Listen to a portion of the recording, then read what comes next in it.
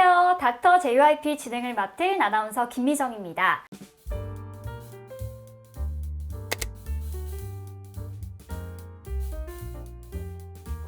자, 이번에는 스캔보톡스와 바디보톡스로 넘어가 볼까요? 원장님, 먼저 스캔보톡스에 대해서 간단하게 설명해 주시겠어요? 네, 스킨보톡스도 굉장히 많이 하러 오시는 시술인데요. 네. 근육에 넣는 게 아니라 피부층에 얕게 넣는 보톡스를 이제 스킨보톡스라고 하는데 네. 저는 사실은 이 용어보다는 조금씩 나눠 넣는다고 해서 마이크로톡신이라는 용어를 즐겨 쓰고 있습니다. 피부 자체의 퀄리티를 좋게 하는 시술인데 예를 네. 들어서 탄력 개선이라던가 잔주름, 모공도 일주일부터 즉각적인 효과를 얻을 수가 있고요.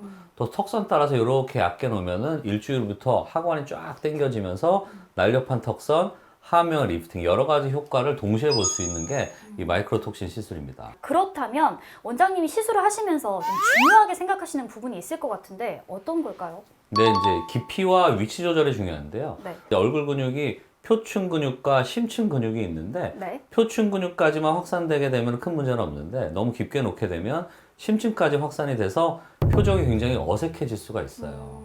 그렇기 때문에 이런 이제 마이크로톡신 시술은 너무 깊게 놓지 않게 되는 깊이 네. 조절이 중요하고 또 입 주위에 너무 가까이 놓게 되면은 웃을 때 잘 안 웃어지는 그런 표정이 어색한 결과를 얻을 수가 있기 때문에 네. 이런 깊이와 위치 조절이 또 중요합니다.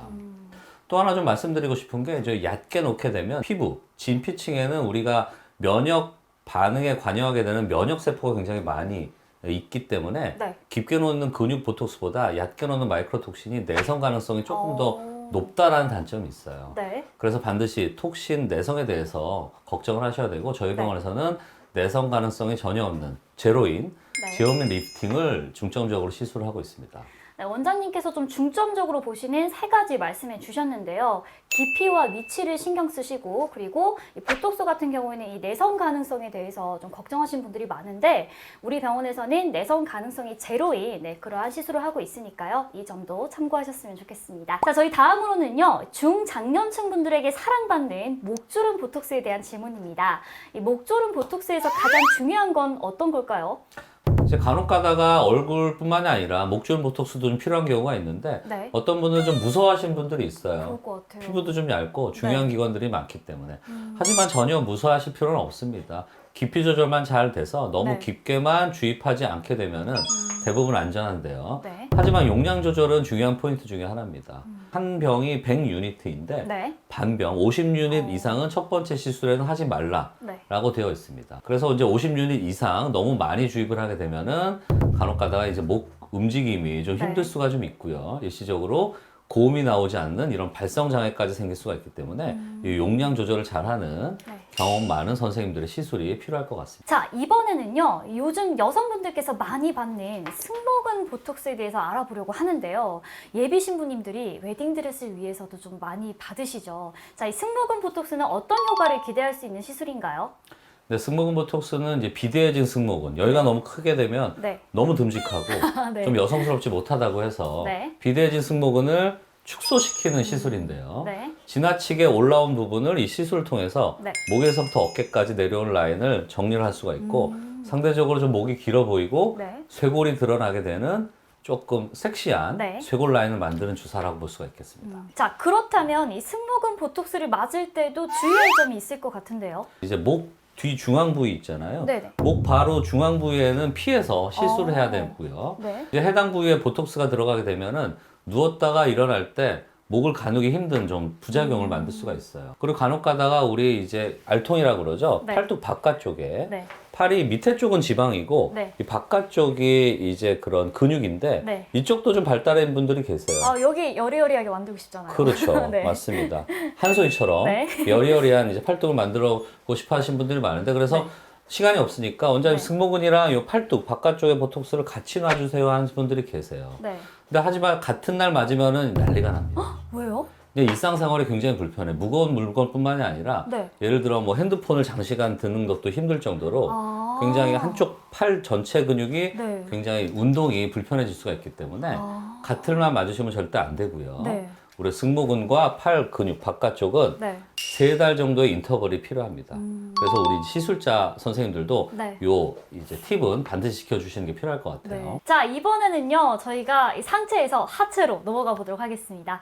옷차림이 점점 가벼워지고 있는데, 그럴수록 인기가 많아지는 보톡스가 있죠? 여름이 되면서 우리 조금씩 이제 노출의 계절이 오잖아요. 네. 그래서 봄 미리미리 효과 맞으셔야 돼요. 시술이 효과가 금방 나오는 게 아니라 한 달 네. 후부터 서서히 나오기 맞아요. 때문에 이제 종아리 보톡스를 점점 더 맞으러 오실 것 같아요. 아, 맞습니다. 미리 준비를 해야 하는데, 자, 이 종아리 보톡스에도 부작용이 있을 것 같은데 어떤 게 있을까요? 근데 종아리 근육은 굉장히 크거든요. 네. 그래서 골고루 놓는 게 제일 중요합니다. 특정 부위에만 너무 보톡스를 많이 들어가게 되면은 네. 매끈하게 얇아지는 게 아니라 울퉁불퉁하게 얇아진다는 것이죠. 그리고 간혹 가다가 이제 너무 네. 장기가 맞게 되면은 발목이 두꺼워지거나 종아리가 얇아지긴 했는데 네. 옷자다리가 되는 경우도 있어요.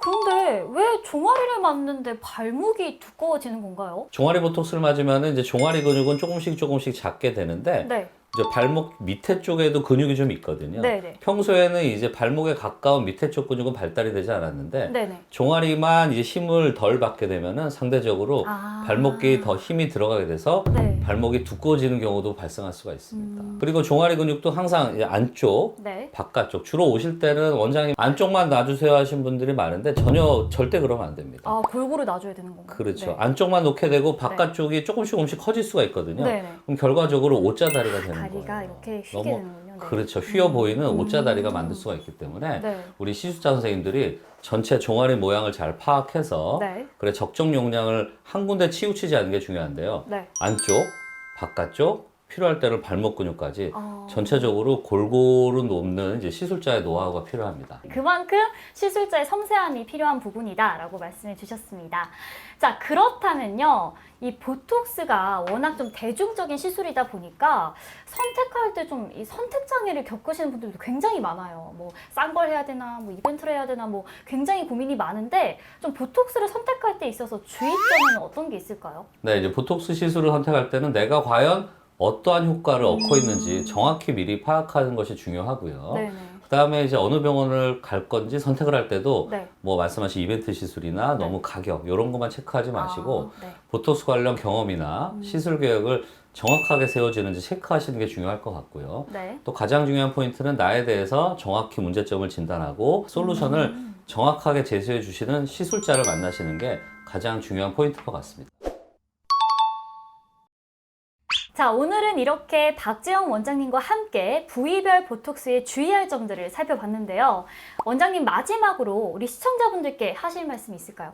보톡스 시술은 굉장히 많이들 하시죠. 문제점을 비교적 손쉽게 해결할 수 있는 굉장히 좋은 시술인 건 맞는데요. 네. 하지만 정확하게 알고 받지 않으면 오히려 부작용이나 오늘 말씀드린 다양한 문제점들이 생길 수가 있기 때문에 보통 우리 보톡스 시술을 받기 전에 우리 닥터 JYP 시청자 여러분들은 네. 이 영상을 반드시 한번 참고해 주시고 시술 받으시면 좋을 것 같습니다. 자, 그럼 저희는 다음에 더 유익한 정보로 찾아뵙도록 하겠습니다. 닥터 JYP 구독, 좋아요, 알람 설정 잊지 마세요. 감사합니다. 감사합니다.